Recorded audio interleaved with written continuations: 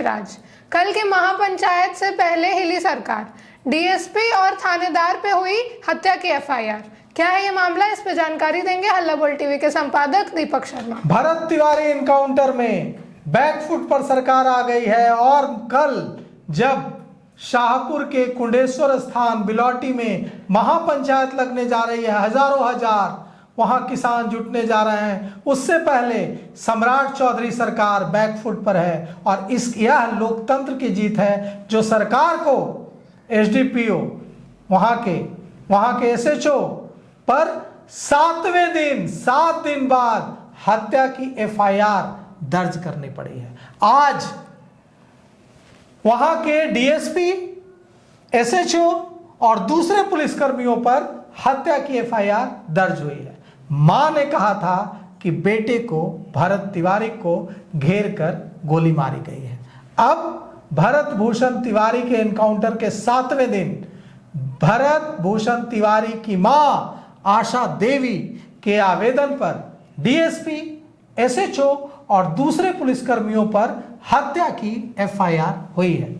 इन्हें लग रहा था कि ये कानून से ऊपर हैं, इनके शरीर पर वर्दी जो बदन पर आ गई है यह इन्हें अन्याय, अत्याचार और गोली चलाने का अधिकार देती है। अब इन पर एफआईआर हुई है। अब कौन सी एफआईआर हुई है? हत्या की एफआईआर हुई, मर्डर एक्यूज बने हैं ये लोग। कौन? डीएसपी, एसएचओ और जो पुलिसकर्मी जो इस एनकाउंटर, फेक एनकाउंटर में शामिल थे। भरत कौन किस पर हुआ है हम आपको बताते हैं।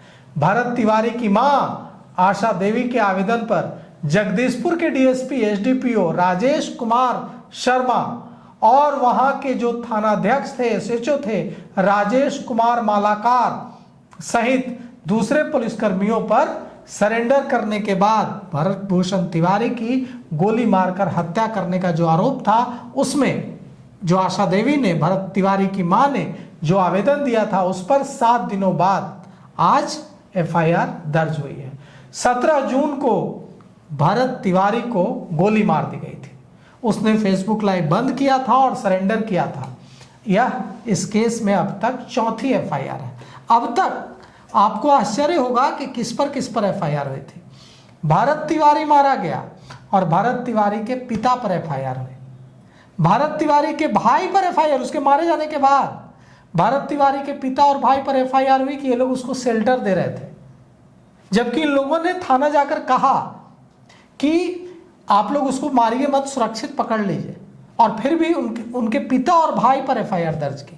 अब जाकर जब जनता के उबाल से ये सरकार डरी है, जब होश उड़े हैं, तब ये बैकफुट पर गई है सरकार।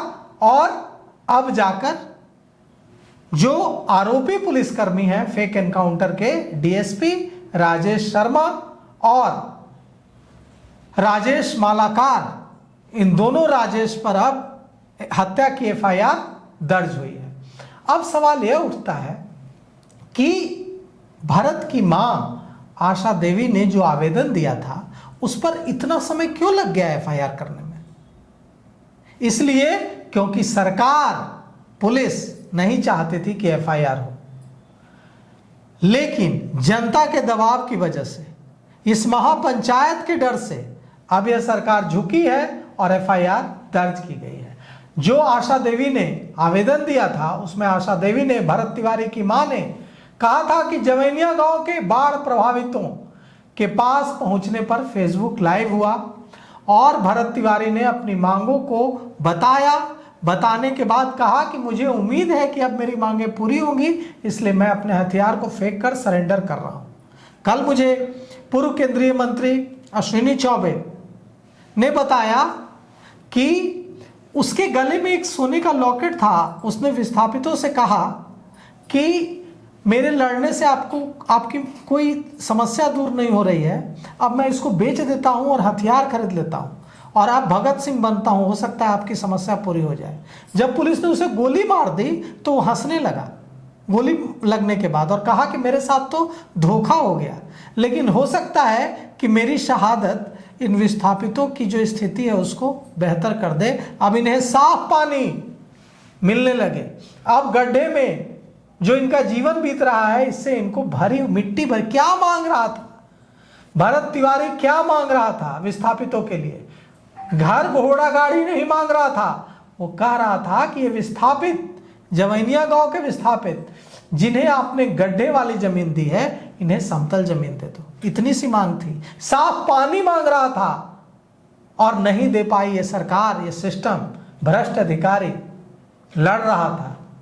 अब जगदीशपुर के एसडीपीओ और वहां के थाना राजेश शर्मा, वहां के थानाध्यक्ष राजेश मालाकार और दूसरे पुलिसकर्मियों पर एफआईआर हुई है। और यह जो कदम है यह बहुत ही जरूरी था और हम इस फैसले की सराहना करते हैं।